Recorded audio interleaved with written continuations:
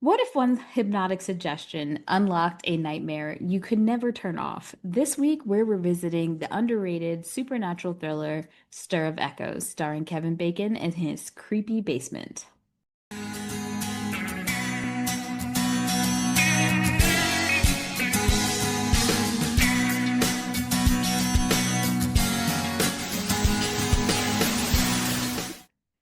Welcome to the No More Late Fees podcast. I'm Jackie. And I'm Danielle, and we're just two best friends and ex-Blockbuster employees rewatching some of the best and worst movies from the late 90s and early 2000s.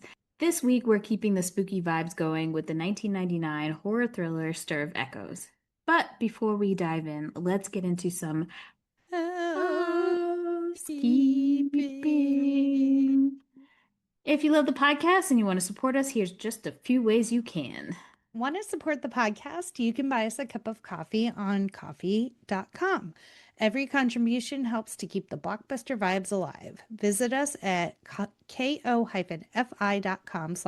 more late fees. Want more hot takes, deep dives, and behind the scenes fun? Join our Patreon for exclusive bonus episodes and perks at patreon.com/no more late fees. Looking for nostalgic merch to add to your collection? Check out our Amazon store for curated picks inspired by the 90s and 2000s. Just head to amazon.com/shop/no more late fees podcast. Okay, Jackie, what is this movie about? Blue-collar dad Tom Witzke gets hypnotized at a party and begins having terrifying visions of a ghost girl named Samantha. As the visions intensify, Tom becomes obsessed with uncovering the truth, leading him to a dark mystery buried in his own backyard. Part thriller, part ghost story, Stir of Echoes dives into psychic visions, small town secrets, and the fine line between madness and justice. Oh, It stars sorry. Kevin Bacon, Catherine Irve, Ileana Douglas, Zachary David Cope, and Jennifer Morrison. It was based on the novel by Richard Matheson, and it was written and directed by David Cope. You can currently watch it on Prime and Tubi, but before we start, let's get into our ratings rewind. So, you know the drill. Before we dive into the movie, we'll reveal the rating our Y2K versions of ourselves would give. Then at the end, we'll see if our current selves agree with our initial rating. Our scale consists of would buy it again, The best would play on repeat, 5 day rental, would watch again. 2 day rental, It's okay, but nothing to write home about. and same day rental. Wrap it up in a tarp and shove it in the basement because it's trash. So, what was your Y2K rating? I love this movie. I definitely owned it. But I feel like I loved it. I bought it and never really watched it again. Yeah, same. I think Um, we both I think we watched this together. Maybe. I think so. I think this is a Danielle, a Jackie and Danielle movie. Is that her celeb power name? Danielle. Uh, Eh. I've heard worse. Dake doesn't have the same ring to It it. doesn't. So what was your Y2K rating? Would buy it. I do own this one. Perfect. You know, that's rare with me with the scaries. It is. And this was scarier than I remembered it to be. Also, ending completely different than the ending I had in my head. I had no ending in mind. So there's that. Well, go ahead Um, and tell us about the box office. so this movie had a budget of $12 million and had a worldwide gross of 23.1 million, which is great because I really, for some reason in my mind, thought it tanked, Hmm. but and it had a pretty healthy budget considering. Yeah, I just keep going back to whatever it takes, having 30 million. I'm like, Yeah, that's, I just mean for like a horror film, they don't usually have crazy budgets. So, yeah. I just think it didn't have, and we'll get into a lot of the facts surrounding it, but I think it just didn't have the legs it could have yeah. just because of when it was released and what it was up against. I remember us, yes, we did see this together because I remember us collectively being upset because this movie was so much better in our opinions Hmm. than The Sixth Sense. Yeah. And that movie just like completely overshadowed anything else that came out pretty much. From a horror perspective, it was like huge. So, and it's damn near the same, no, I don't want to say the same premise, but pretty much like in the sense that it's a ghost story Th- They were centered about a twin little movies, boy. like Yeah. a Deep Impact Armageddon, Yes. Volcano. What was that other volcano movie? Oh, Dante's Peak. Yes, Volcano and Dante's Peak. Like it was very much like a sister, like someone pitched something and they Right. each took legs and ran. But this is based on a 1950 novel. So this was not It the wasn't biting off of right. Sixth Sense at all. It just was a coincidence. But now, like that we've been doing this for a while, we learned that a lot of scripts are just like being handed around, Hmm. and sometimes people get quote unquote inspired. So who knows? Yeah. But that goes to like my I don't want to say it's my personal theory. Other people have said it that ideas aren't really owned by us. I feel like we like let's say you and I both get an idea given to us, but whoever acts on it first, that's what happens. You ever see something you're like, I had that idea, but you just like never did it? Hmm. Yeah. That's how I look at these movies. So many reviewers felt that the film suffered by being released shortly after previous high-earning occult films of the year, which, like we said, The Sixth Sense. Then there was also The Blair Witch Project and The Mummy.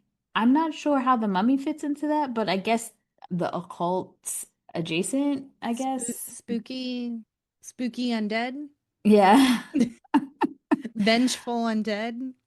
And then Roger Ebert, our boy, wrote that Bacon stars in one of his best performances and that Cope's screenplay dovetails the supernatural stuff with developments among the neighbors, which are wisely more sad and tragic than sensational.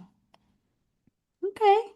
Yeah, and You off the hook, Raj, today. he gave the movie 3 out of 4 stars. Oh, okay. So not too shabby for Stir of Echoes. We're at a good start. Well, before we get into the cast and crew, let's hear a message from our pod pals.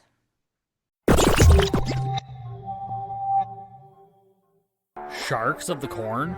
Virus shark? Cocaine shark? Sharktopus? Yeah, those are all real movies. Join me, Steve Coates, as each week I take a comedic look at the bizarre world of sharksploitation cinema on Bucket of Chum, the Shark Movie Podcast. Well, cast and crew's a little light this episode. All I know is that this was the debut of Louise Strauss, Lucia Strauss. Not sure who that is. Oh, she played Alexa. Is that the walrus trainer from 51st Dates? Oh, She played Alexa in 51st Dates. Oh, well, what? Did you find it? You can hear her now. my responded to me. Oh, she's such a nosy bitch. She really is. Yeah, I'm pretty sure she plays like Yeah, I know who you're talking about. androgynous. Yep. Snap. Yep. Wow, you're right. She looks like a totally different lady in these pictures. Okay, well, big ups to that. Now I'm like, but wait, who does she play? The next door neighbor's wife? I think so. Oh, And I I feel thought like she was someone else. the only real scene we got with her was the walk and talk after the baseball game that they Yeah. double dated. What city is this supposed to take place in? I felt like it was Boston, Me too. but it was But ambiguous blue collar town with a strong accent of some kind.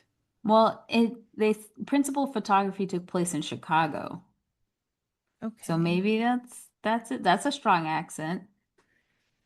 So There you go. And this movie filmed for it lasted for 39 days. That's short. Yeah. Also, didn't remember that Jennifer Morrison, is that her name? Yeah, Was that in she this was in movie. this. And didn't recognize her until like the end with the like actual flashbacks of her. I was like, hey. She looks super young in this movie, and I'm Mm-hmm. trying to think because like Urban Legends 2 didn't come out too much farther from this, and I felt like she looked older than that in that one. Well, I know her character was supposed to be around, I think, 16-ish. Mm-hmm. So who knows? All right, let's dive in. Let's do it. So we see this family. Kevin Bacon is the husband. I already forgot his name. But we have Kevin Bacon. Tangents. We have the lady from Mighty Ducks 2. The coach. Yeah. Or what was she? A No, she was a psychiatrist psychiatrist, yeah. yeah. When I, Um, Jackie, yeah. when I tell you that Maggie, played by Catherine Erb, pissed me the fuck off of this movie, Oh yeah. I was like, yo, I want her to be the ghost. She get on my Yes. last nerve. She was so fucking whiny and like just naggy and Just the worst. And written by a her, man. whatever accent it was like nails on a chalkboard. It, I just felt like her initial reaction was just to all these things happening, just was weird. Well, can we talk? I know we haven't gotten into anything, but can we talk about the weird subplot of her being pregnant and then it's never spoken of again? Right. Same. Yes. Because I'm like, when you're pregnant, I don't think you're supposed to be, I could be wrong. I don't think you're supposed to take really hot baths. Mm-hmm. So that scene was trippy to me.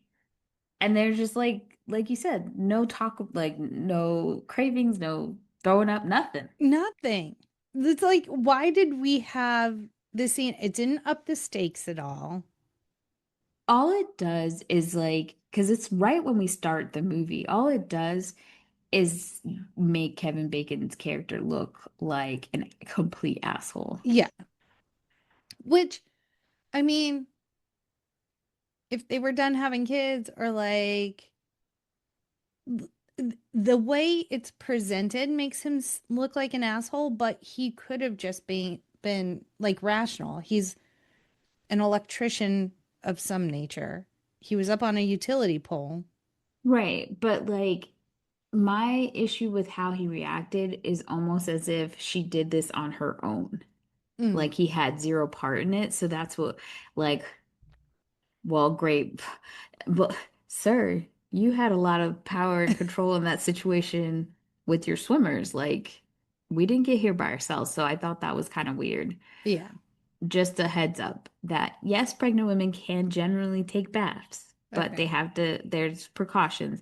What I said was really hot baths. Prolonged soaking in very hot baths can cause you to overheat and raise your body, increase your body temperature, which could be harmful to the baby. Okay. So, not that I'm giving advice, but I just recall that I think that's not something you're supposed to do, really, because in that scene, she makes it, you could see steam coming out of Yeah. that bathtub. So we meet the couple and then their young son Jake, and Jake is giving Tommy, is that his name from The Shining? Yes, yes. Give him vibes. He's talking to people that aren't there. He has imaginary friends. Don't sit there. She said not to. Blah blah blah. And the parents are But like, he's like, I think he's more uplifting than Tommy ever was. Tommy gave very dark, and he has this like cool position to like the darkness in the movie because there's like levity in him. He's just a very sweet kid, yes, sometimes saccharine with his approach to his ghost and very adorable. While in The Sixth Sense, he looked tormented. So like Well, we're Yes, talking this about two different children now. who's Tommy? Well, I got the right name wrong. So it's Danny, but in The Shining, you Right, but I'm talking about the kid from Stir of Echoes that yes. he Yeah, in I said compares I was comparing him to The Shining, not Sixth Sense. I know, but I was bringing up Okay. the Sixth Sense. Okay. We're all on the same page now. Yeah, no, Okay. I understood the assignment. I was just saying Okay. like, and then on top of Danny, when you look at the guy from the kid from Sixth Sense, he looks tormented and you feel so sad for him, while this kid is going through it too, but he just has a lightness about him at Hmm. times. Most of the time, there are times where it's like, oh shit, things aren't He looking is good for mostly him. like, that's my friend. She said this. Right, Like, yeah. what's the problem, Dad? Right. You telling me to dig? Okay, I'll get my little toy dump truck. We are introduced to them in their house. You see the dad giving the son a bath, Hmm. and you see the son periodically talking to his quote unquote imaginary friend. And also the dad not paying a fucking care to He's this an only behavior. child. He has friends. It's Right. fine. He's like, whatever. And he has to go downstairs to get his son's pajamas. And that's when he runs into his wife and his sister-in-law. And apparently, the sister-in-law is kind of a stark difference than her sister. Hmm. She's a witchy vibes, and she also just says whatever, has zero filter. The worst acting I've ever seen Ileana Douglas do. Like I like her as an actress, and I'm Yeah, like I know you're leaning into like the clairvoyance and all of that and being mysterious, but like it's not great. she just to me just gave like Phoebe from Friends in Hmm. some ways, and an But annoying super annoying, edgy. yeah, an annoying sister-in-law Yeah. kind of vibes. So, So and obviously Tom, Kevin Bacon, is like the fuck you say. And so they're all like hanging out, smoking weed, like with a big group of friends drinking. And she's like, well, I'm going to hypnotize you because he doesn't believe in any of. right. Is that the same night they go to they're not at their house though. They go to their No. neighbor's house and Yeah. they take the baby monitor with them, which I'm Yes. like, somebody needs to call CPS. Just saying. So she's like, okay, bet I'm going to hypnotize you. And then he's like in this theater room and like she's prompting him to see a white screen and then words on the screen and then like wake up. And everyone around him is like laughing, like, holy shit, you like put a safety pin through your hand, which by the way, fact from the movie, they just paid a stuntman extra to actually do that instead of like having it be an effect. I mean, I used to do that in middle school for free. Like, maybe not as much, but like this piece of skin here, I feel like doesn't hurt as much. I It's don't like know. your weenus. I don't know what that means. Your elbow skin, your weenus. You never heard it referred to as that? No, Is that some white people shit? it probably is. Okay. Moving on. But unbeknownst to Tom, okay, so there's Tom and Maggie is his wife, and then the sister's name is Lisa. I don't think we Right. went over names. So unbeknownst to Tom, Lisa, when she brought him to, she also left a little suggestion that she doesn't cop to until later. That the suggestion is be more open minded. Well, that was an invitation Right. for our ghosty girly ghoul to like, Which I feel like she should have known that if yeah, she is in the craft. Like, you wouldn't do that to, but you know, honestly, I think she just maybe didn't even think that he had the woo-woo maybe. but also I think she should have probably worded it very specifically, Mm-hmm. right? Like words matter. And so she purposely kind of opened a door instead of saying, I want him to be more open-minded about blah, blah, blah. I Mm-hmm. just feel like she made it way too generic. She just And opened those barn doors for yeah, anything to come in. But also, Miss Ma'am, I could tell that you were pregnant because I have the woo woo. right, You don't sense it in your nephew right. who has all these But imaginary friends, and at the we end of the don't movie, he hears all the whispers of all the we people. don't know if she doesn't. It's never addressed. So like we can't assume that she doesn't or does. Like she But I feel like it's implied because she knew that her sister was pregnant, like seemingly before she even took the pregnancy test. right, but like we don't know. There's no context clues that that's ever discussed. Like we really Yeah, don't see her interact with her nephew at all. that's true. So that Maybe all she I mean hates is that like children. we can't hate on her for missing that because we don't know like the complexity of like she could have been the one to say like let him talk to himself. Like we don't know Hmm. anything. But Well, yeah. Tom's got scary dreams now. He, Well, he has a vision when he's under hypnosis. And when he comes out, he is like gasping for air mhm. and he's crying. And so this is like the first time we see that. And it's just something that continues later on. And everyone's kind of like making fun of him. He talked about, I guess, a very traumatic thing that happened to him with like another kid.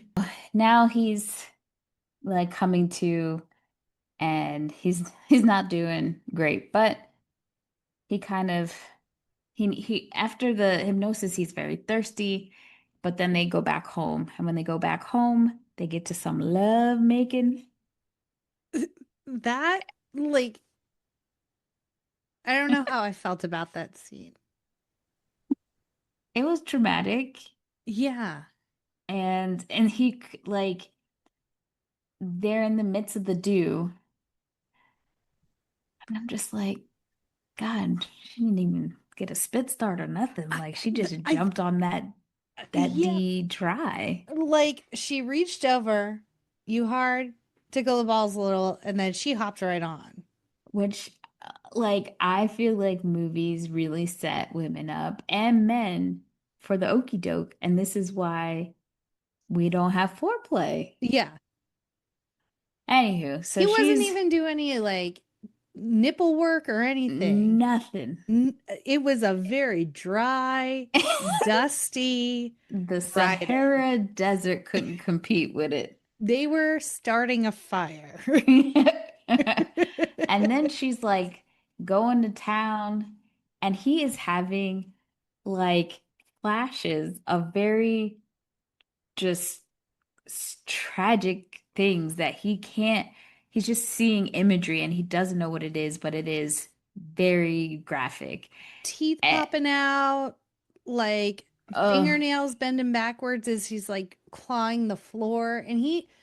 But he's kind of like powering through because he's like, oh no. And she's like, what? He's like, it's fine, it's fine. And I'm like, it's because not fine. I think he does like he doesn't know what's happening and I don't even think he has the language to explain it. Like Yeah. it does feel kind of psychotic. And afterwards, when she's like trying to hold him, he's like, "Yo, that was rape." Like he doesn't say that, but he's like, "That wasn't great." And she doesn't understand what's happening at Right. all. And she's like, "Oh gosh, thanks." And I don't get mad at her about that because No. he doesn't really verbalize what the hell is going on. Use your words, sir. I had scary visions while you were atopsed me. Yeah. I think the next scene is they're trying to find a babysitter for the night. Well, Oh no, so he goes to work and calls his sister-in-law, right?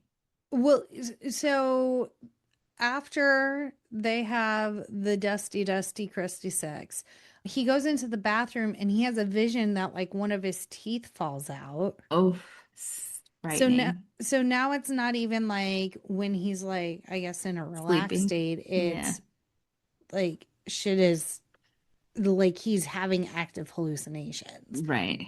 And then he's still very thirsty. And then I think, The yeah, the he talks to the sister-in-law, but he also talks to Jake. I think he talks to the sister-in-law first. And back to the tooth scene, Hmm. the tooth extraction scene was inspired by a nightmare that the Hmm. writer director had about dying of age and was achieved with practical effects. So that's kind of cool. That is cool. So yeah, he's like really bothered. So he decides to call his sister-in-law, knowing how sneaky she is with shit. He's like, "Did you leave anything behind when you were like hypnotizing me?" And she like says, "I swear, I swear." And then she's like, "Oh, well, you're so like just conservative about things. And so I thought, you should loosen up and be more open-minded." And so then she says, "Yeah, I said to leave your mind open." That's not open-minded. That's leaving your mind open for anything to come. Yeah, with like any dark energy could find its way in. Right. So now he's like, oh, fuck. Great. And while he's in the house, he's seeing this dead girl on the couch, and but he's also starting to connect with his son in a different way. But he's like, wait a minute. He's realizing his son is seeing some of the stuff that he's seeing, and he's like, what the hell? But his son Nah. is chill about it. He's just like, yeah, that's my friend. Right. So there's the scene where the wife is in the kitchen and she's trying to find a babysitter. She calls her sister. Sister doesn't answer.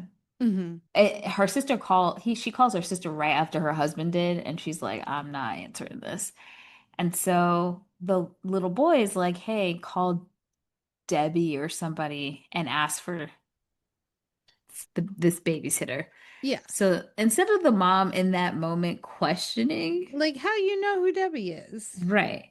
She just says, huh, okay, that's a great idea. So she calls to have this person, this teenage girl, her name is Debbie. I guess it was somebody else she was saying to get to Debbie. So Debbie comes to the house. Immediately, when Tom goes to the door, as soon as he sees Debbie, he sees like this flash of red light, and it scares the shit out of him. And she's like, if I was Debbie, I would be scared to come into this house Yeah. because the way that he's looking at her I wouldn't know how to take it. I don't know. I wouldn't know if he's sexually looking at me or he wants to murder me. Either way, I'm scared. Yeah. So, but he's scared because why is he seeing these red flashes? And it's also like a noise that comes with it. Essentially, danger, right? Hmm. Or something. And he just keeps seeing these flashes, but he again powers through so that they can go. What are they going to? A concert? I think it was like a baseball game or something. Oh, okay. I didn't know where they were going. So, but everybody's like walking in the streets. They meet up with their neighbors and they're heading to this thing, but he just sees red everywhere and like is kind of freaking him out to the point while that's happening and he's seeing the red at the house, you see Debbie having like interactions with the son because eventually she hears him on the monitor awake and talking to somebody. Hmm. And then she goes upstairs and realizes that he is talking about her, what we don't know at the time, her sister. Hmm. And she loses her shit because her sister's been missing for a while. For, I think they said 6 months. Yeah. So she starts to lose her shit and literally takes him and leaves the house. That girl don't even close the door. Nope. At the same time, Tom can't ignore these red symbols and noises and danger signs. And he has an instinct that he has to go home and he knows that she's taking his son. So he's out. He doesn't even look back at his wife. She tries to keep up. She follows him and he gets back to the house and Debbie is gone. And he knows she's gone and he's figuring out like where she is. And his wife is trying to catch up, like, what the fuck is happening? Yeah. And then this around the time that like she finds out her grandma is the wife finds out her grandma is sick. And so she's like, we need to go to wherever and visit grandma because she's in hospice. And then right after that conversation, she gets a phone call. And even before, because he makes some sort of comment, like as the phone is ringing, and it's someone from her side of the family to let her know that her grandmother had passed. And she was like, you knew before I even answered the That phone. that happens way later. That happens Okay. after the digging scene. Okay. But this is like they're running to the train station because that's where Debbie has the son. That's right. I totally forgot. I don't know why I forgot the kidnapping that I was like, I happened. didn't want to interrupt her because I'm like, maybe there is a scene. I thought maybe I missed something, but yeah, they Nope, go you good. to the train station and they catch Debbie and they're like, give us back our son. The Popo's like, what the hell going on here? And they're like, they stole our son. And she's like, they killed my sister or they know my sister. Because she has harassed this little child out of Yeah. desperation, like, because he is talking about her sister in detail, saying that he's seen her at their house. Hmm. And unbeknownst to everybody, she's actually there because her mother works at the train station and she did, I guess she didn't know what to do. She brings the boy there to maybe like ask him questions or Yeah. whatever. So they get their son back. They tell the police officer the whole situation, how the daughter slash sister has been missing for months. And so they show the picture to the mom, and she's like, I've never seen her. And to the little boy, he don't even really look at it. He not participating. He Yeah. done. And then the father, which they should have known immediately, because he looks real suspicious when he looks at the picture. He doesn't even look at the picture fully. He's like, nah, I never seen it. And the wife's like, I want to press charges. And Yeah. he's like, it's okay. It's fine. because he told his wife the things the imagery that he saw and the things that he's been seeing in the house. So he's like, that's her. That's the girl that was sitting on the couch. That Yeah. because he does have this interaction with his son because he knows his son is seeing some of this shit and he's like, Tell me about it. But the son shuts it down because he knows that the mom is scared of all of this stuff. Hmm. And so when that happens, she's like, what in the hell is going on? And so it's like creating this wedge in between Tom and Maggie. Lisa. Yeah. No, Maggie. Maggie. Yeah. Lisa's a sister. Lisa's sister. Sorry. So it's creating this wedge. And so she's like, something's not right with him. And maybe that was the whole pregnancy thing that like the thread just isn't followed, that like she thinks he's just weird because she's pregnant and he doesn't want the child. That's the only thing I can like, because child, why didn't you not grab your son and go stay at your sister's house if your husband was being that erratic? I don't think she's that brave. But she does say, I've been with you for 8 years. I've never seen you do anything like this. And you've never talked to me like this. This is very random, not Hmm. like his behavior. But also, she's not seeing him halfway with it either. Like, Right. Like her trying mind is to like, what is going on with you? Explain it to me so I understand, right. so we can work through this together. But I feel like and this is what the son was talking about. There's a judgment from the mom, like she just does not want to. I think a lot of people who are open to seeing things that your regular eyes maybe can't see, and there's some people who literally just do not want to see it, and so don't even introduce it to me. And I feel like that's the vibes that she's giving. Yeah. I think the husband, I don't know if he wasn't open-minded. I just don't think he thought it existed, while I Mhm. think she has a legitimate fear. Yeah. Well, maybe because growing up with her sisters who was a seer, like maybe things that her sister did growing up or said growing up, like instill that fear in her where she knows it's real. So she's just gonna like put up Yeah. walls so that she doesn't have to. But I also think her sister's gifts are different. Mhm. So I think her sister's gifts are there. She has intuitiveness, but I don't know if it's necessarily with like spirits and Hmm. the dead per se. So I think this is very different for her sister. Yeah. Oh, and then we forgot that there's this youth, like a high school kid, college Hmm. kid that just keeps like popping up and looking around their place. Like he'll Right. just peek in a window or like kind of walk by their house and look. So you're like, well, you're fucking suspicious. Yeah. We also find out that the house that they're living in, they're renting. Hmm. One of their neighbors owns multiple houses on the block. It's like a row houses, I Hmm. guess you would call it. So, yeah, there's that whole element. Then Tom has like a dream. He has like visions, like he's dreaming and things happen before, like as soon as he wakes up, it's literally the same things that he was dreaming about. So it's Right. a lot of the times he doesn't know if he's dreaming or not. And so he has a dream where his neighbor is in his house saying they're going to kill you. And because he starts asking around the neighbors about the girl.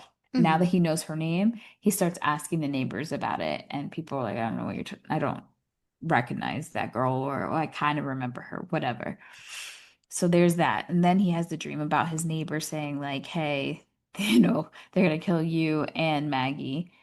And then he comes outside and he sees his neighbor sitting, on the stoop. And then he starts just walking down the row of houses until he gets to that said neighbor's house. And he walks into the house, and the neighbor's son is like, do you want to see a surprise? And then he pulls out a gun, points it at Tom, but then shoots himself in the head. Hmm. So that's like fucking scary. Tom Yeah. wakes up and realizes it was a dream.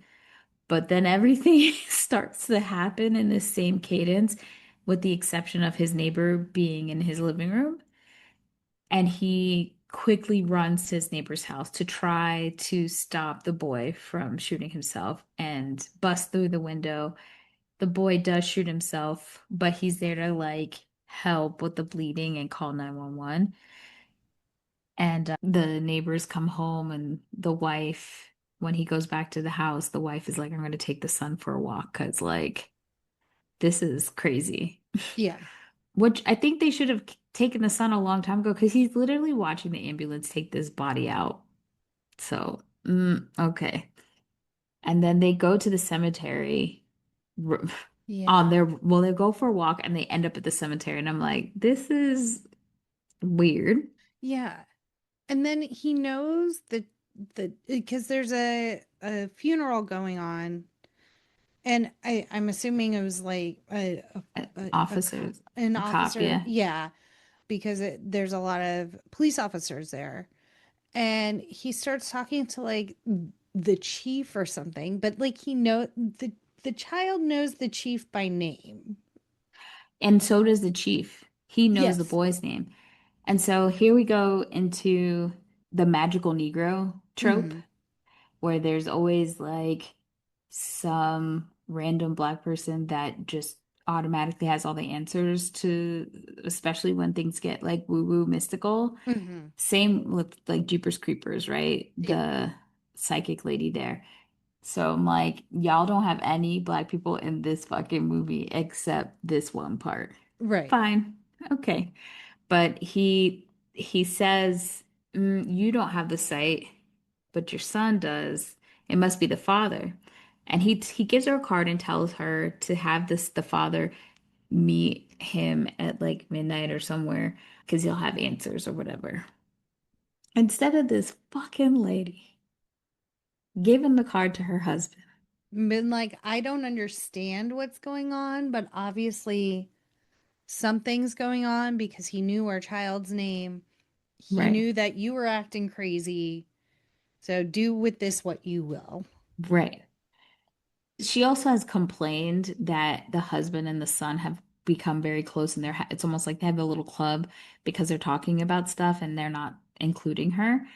So she says she's going out. She brings a knife, Like all very dangerous, stupid shit that she's doing. Yeah. Doesn't tell anybody where she's really going. She goes to meet this man, which also, like, ma'am, shouldn't you be a little scared? You just met this stranger in And he the knows an awful cemetery. lot about your family. Like, what if he had just like been casing your house? I mean, they did run up on him, but yeah, like it was just weird. It was Yeah. dumb of her. She goes to this house. He's like, I didn't tell you to come, bitch. I told your husband to come. And she's like, but I want answers. I don't know what's going on and blah, blah, blah. And there are people, there's literally a gathering, and the people are like, close the fucking door. He's like, this is not a place for you. Like, she's like, my husband's been paranoid. He's like, so are these people. Like, you've got to go. Hmm. And she's like, I'm not going anywhere. And he's like, you know what? Fine, fine. I'll come outside. And he just tells her that some people have this, it's like being in a tunnel with the flashlights. Some people get little bits of information. Sometimes it's for a day, sometimes it's for multiple days, sometimes your whole life. It just depends. And she's like, well, what about my son? He's like, oh, he has a better flashlight. Like Hmm. he has the sight. And I think the father, it's almost like a mutant gene. It was, it wasn't on, and now it is, Yeah. and now he doesn't know what to do with all of this information. So she finds this shit out, and she doesn't really tell her husband anything Yeah. after this. But did that happen before or after? Because she comes home with the knife, and that's when the kerfuffle is happening. No, Or she does she has just have she the just knife has a from knife in her then purse. on? Okay. And another night, the father, he has like a what is it? It's an earworm of a Hmm. song, and he's trying to figure it out. And so the son is helping him figure out the notes. So then he's sitting with CDs trying to figure out, like, I've heard this and I don't know where from. So he's working on that project. This is now where she's taking her hot ass bath, Oh, yeah. and the son is watching this old movie, and it's not really him who wants to watch the movie, it's his ghost friend. But the mom's like, nah, you're gonna watch Puffin Stuff or whatever that show is Hmm. from the 70s. And but the ghost gets like bored with TV, I guess, and she goes into the bathtub, and she is making the bathtub that was steaming hot very cold. And so now this makes Maggie think that the water heater's not working. Bitch, you just saw the steam. Yeah. The ghost did you a favor. She said, "Hey, you're pregnant. Right. Take a cold ass bath." But like if you saw and felt that it was so hot that you had to turn some of the cold water on, how does that equal water heater problems? Yeah, the entire bath now being cold. And not just cold, but like ice cold. Right. So she now goes downstairs to the basement because her husband is in a trance. He is not paying any attention. He's got his headphones on. She goes and tries to, I don't know what, light the water heater. I don't know how that works. There's usually a pilot light you have to, sometimes it goes out. Well, she was trying to light some fire downstairs. And the ghost is having a fight with the little boy He's because like, "No." And she's like, "None of the living dead, bitch." And he's like, "But mom said no." And she's like, "I don't fucking care." so yeah, they're beefing. I don't know if the dad ever finds his song or not. Oh, he must have found the song because then it like transports his ass to we start to see what happened to the ghost. Hmm. One of the things that Neil, the spiritual woo-woo guy, said to Maggie was, has the ghost asked the son anything? Hmm. Because they will usually ask for something, and if they don't get it, it's going to be a real problem. And she's like, I don't know. And instead of going home and sitting down as a family and saying, y'all, I know this bitch is asking you something. What is she asking for so we Yeah. can, as a family, figure this out? She doesn't do that. Anywho, so now the husband is in a trance. He is transported to see, like, he's seeing pieces. He's not seeing everything, but we're learning that she died from suffocation. So Hmm. that's why he every time he goes into one of these trances, he is like grasping for breath. And the wife has to like snap him out of it because he's literally not breathing at this Yeah. point. And she's like, what in the fuck is going on? And they still don't talk about it. Still nothing. Yeah. And at one point, she opens the fridge, and I think this is around the digging scene. And like the entire fridge is full of OJ. Like, sir, how much money did you spend? How did you get all that OJ home? He's Like, real thirsty. I don't know. Maybe he got it for his pregnant wife. I'm not sure. He's so freaked out by all of this that's going on. He like quickly goes to his sister-in-law's house and is like, bitch. I fuck don't off. know this situation if the sister has a lover or if she's like a client. I don't Hmm. know what's happening in this scene, but he intrudes on her being with some woman, and so the lady leaves and says something in Spanish as she's leaving because she's very upset. And so he tries to have her hypnotize her again. But this shit ain't working because now she's like, you're alone in the theater. He's like, I'm not alone. You're alone in the theater. I'm not alone. There's somebody in here. And she's like, no, there's nobody in there. And he's like, bitch, I'm telling you, there's somebody in here. And he goes to touch her shoulder, and there we go with like the out of breath shit again. And then he quickly downs a beer, and she's like, do you want a beer? He's drinking a beer. Why are you asking if he wants a beer? And so he's like, you're useless. You ain't helping me with shit. But when he is hypnotized or trying to get hypnotized again, instead of the word on the screen being sleep, I think, Hmm. it says dig. So Yes. he's like, I gotta dig. And he's gone. So the next day the wife comes home and catches a shirtless Kevin Bacon looking deranged as fuck, digging holes with his son. And And she's like, where's Jake? He's like, he's fine. Homeboy is behind me, just digging too. and it's not over there. I just know it's not over there. Yeah. So she just starts yelling at him, freaking the fuck out. And I feel like they argue way too much in front of the child. Yes. So she's like yelling at him, and he's like, bitch, I gotta dig. Like, you can't stop me. I gotta dig. I gotta motherfucking dig. Well, Dig.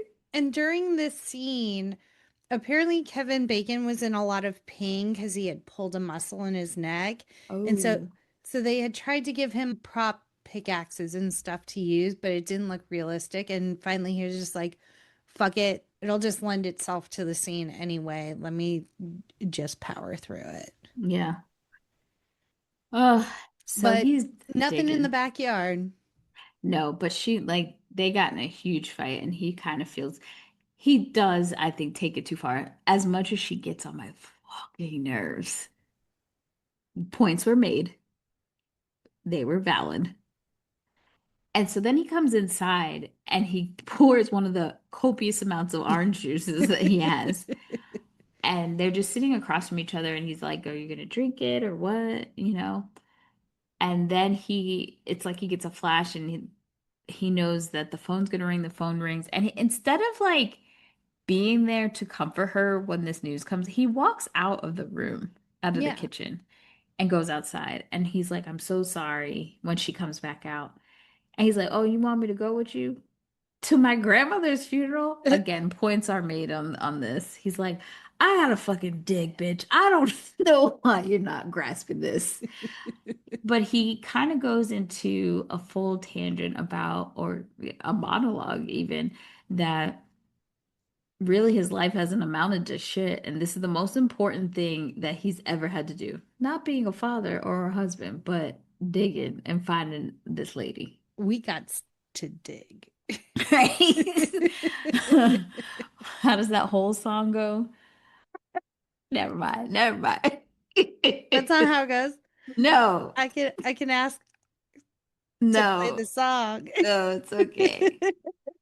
Anywho, so she goes to her funeral, and he really stays behind to dig these motherfucking Yeah, he's holes. like, bet. have fun. I'll be here digging.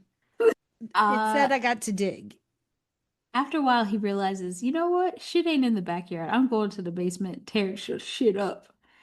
And he does. He starts digging through the walls, and he found this girl dead body. Well, first he tries to dig through the concrete floor, Right. and that doesn't happen.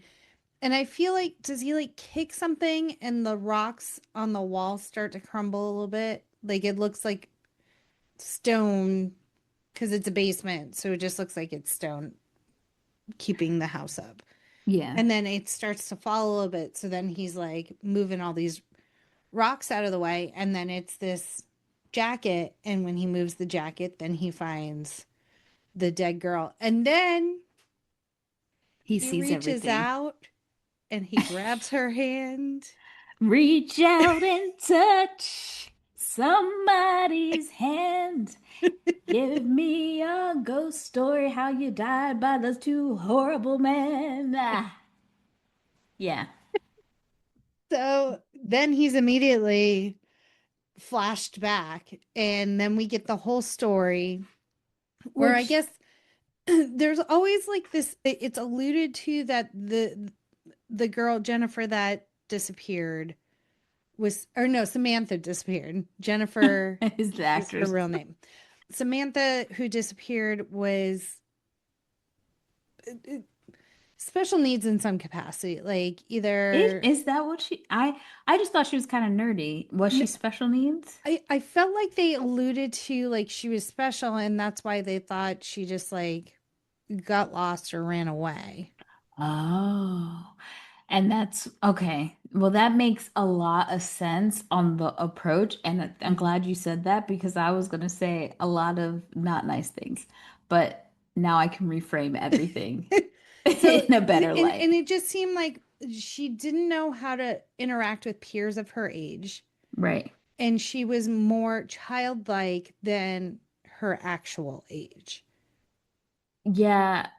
And just the way that the boys approached her, Hmm. that makes a lot of sense because she's just walking, minding her business, and this kid, one of the neighbors, it's actually the guy who owns the house that Maggie and Tom live in. It's his son. Hmm. So he's like, "Hey, I got a surprise for you.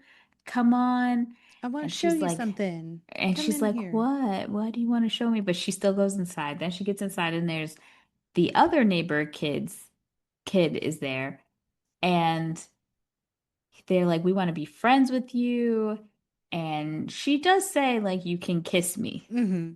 but then the guy just he gets really grabby and he's just very aggressive about it, and then she it makes her very scared and she says no, so I want to go home, I want to go home, and things escalate from there with the And like guys. he's like trying to, they're grappling, and she falls to the floor, and that's when her tooth pops out, and then she's That's crazy really fall. scared.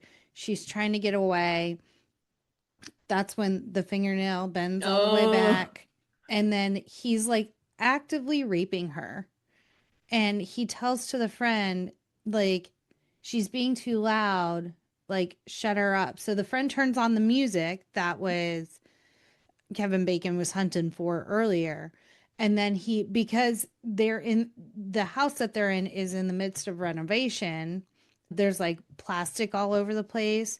And so he grabs the plastic and puts it over her face to muffle her cries, and ends up suffocating her. And the rape boy, like literally after he's done, is like, what, why why did would you you do use that? plastic? Like you killed her. And like no responsibility, no remorse, no nothing. Yeah, he's a psychopath for sure. You Yeah. could tell the other kid is just a little Scared. bit more scared and Yeah. didn't want to, like he said multiple times, like we shouldn't do this, let's stop. Yeah. But so now that Tom has seen all of this, he tries to be a good neighbor and tell Frank, who's the Hmm. father of the one who didn't want to participate in this and Who say, shot himself right, who and shot is himself, in the hospital in ICU.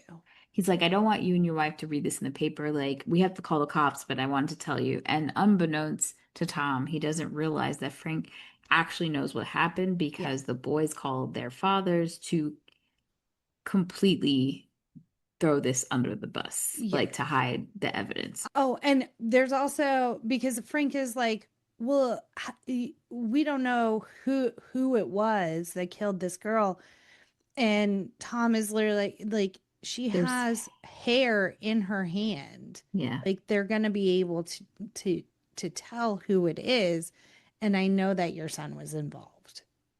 I know Tom was trying to be a good guy, but you just recently moved into this place, Yeah, and I don't know. I would just assume that these motherfuckers knew about it. I don't know yeah. why. And then he tells Tom, like he pulls out a gun and he tells him to get out of the Hmm. basement. He doesn't necessarily pull it out on Tom. He only points the gun at him to say, like, I will shoot, like, get out of here. Yeah. And by the time Tom gets up out from the basement, there's somebody at the door, and Well, we he, hear a gunshot, so we think that Frank has killed himself because his secret has been revealed. yes, that is true. So then Tom goes to the door, and now it's Harry, I think. yeah, I don't know. Carl is the horrible son. Anywho, the neighbors are at the door and they push their way in essentially. And it's weird because he throws his son liquor and he's like, drink up. And I'm I like, I think it's so he kind of had an alibi, like, oh, he was drunk, he didn't know what he was doing. so they try to literally murk Tom. Yeah, But at the same time, all of this go like you hear honk outside. And so everyone's like, what the fuck's going on?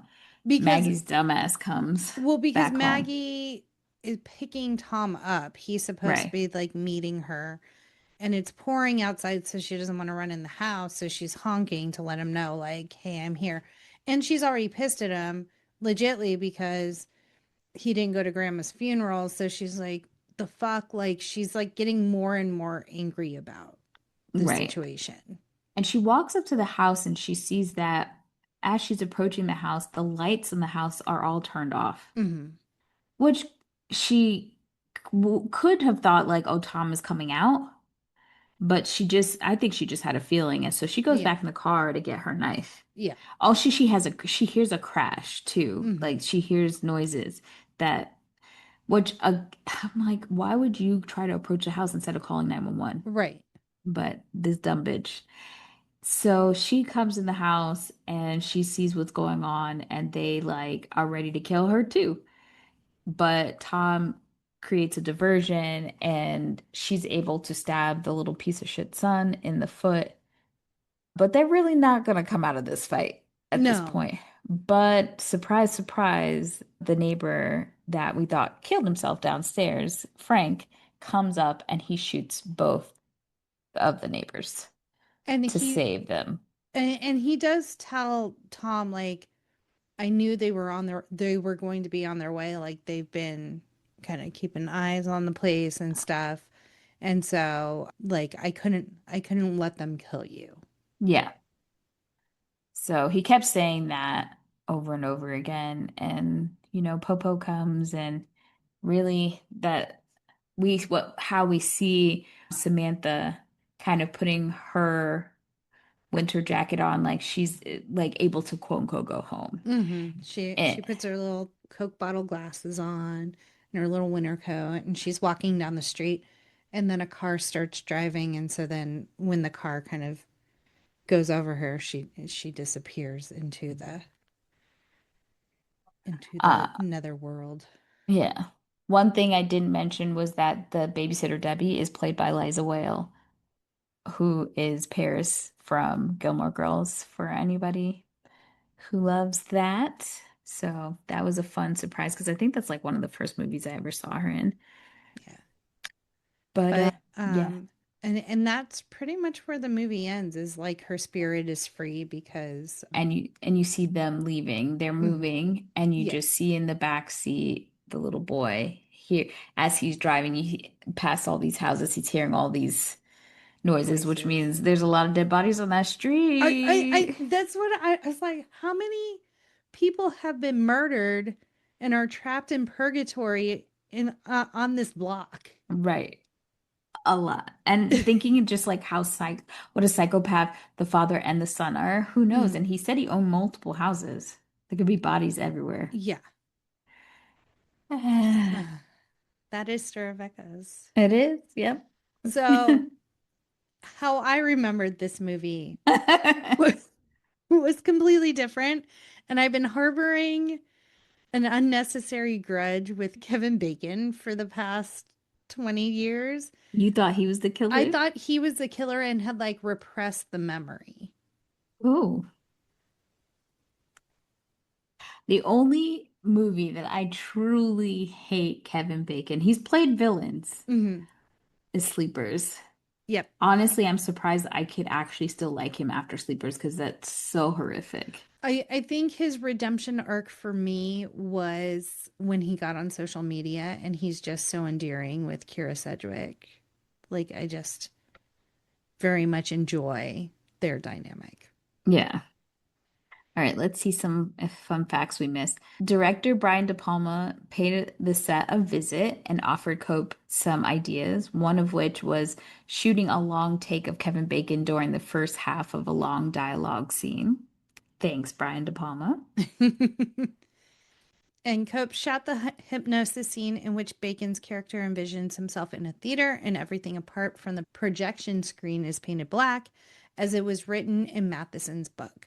Cope felt that many hypnosis scenes in films are skipped by, so he came up with the idea of allowing viewers to see through Bacon's point of view as he undergoes hypnosis to make the concept fresh.